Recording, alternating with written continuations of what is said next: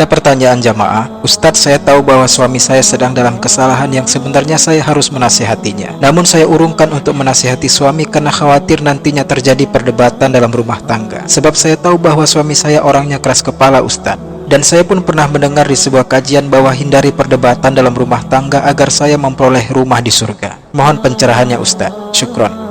Baik jamaah, mungkin hadis yang dimaksud beliau penanya adalah man tarakal mira' wa huwa muhiqqun banallahu lahu baitan fi a'lal jannah. Barang siapa yang meninggalkan perdebatan padahal dia berada di atas kebenaran, maka Allah akan membangun sebuah rumah baginya di atas surga. Maka jamaah, tidaklah tepat jika hadis ini harus ditarik kepada kasus cuek terhadap kesalahan yang dilakukan pasangan dan tidak mau menasihatinya demi supaya tidak terjadi perdebatan. Ini tidak tepat jamaah. Sebab yang dimaksud al-mira' di sini jamaah adalah debat kusir yang tanpa ilmu serta debat yang tidak bermanfaat dengan orang lain. Sedangkan pasangan Anda bukanlah orang lain yang apabila dia melakukan kesalahan maka Anda harus nasihati dia dengan cara yang tepat. Sebagaimana sabda Nabi SAW dalam hadis riwayat Muslim, ad-dinun nasiha, agama adalah memberi nasihat. Dan pada saat itu para sahabat pun bertanya, siapakah yang berhak memberi nasihat ya Rasulullah? Maka Rasulullah SAW menjawab, lillah wali kitabihi wali rasuli di a'immatil muslimin wa ammatihim. Nasihat itu adalah hak Allah, kitabnya, rasulnya, pemerintah kaum muslimin dan rakyatnya. Jadi jamaah, nasihat itu bukanlah hanya milik seorang pemimpin atau imam. Yang dipimpin pun yaitu makmum juga berhak memberi nasihat kepada imam.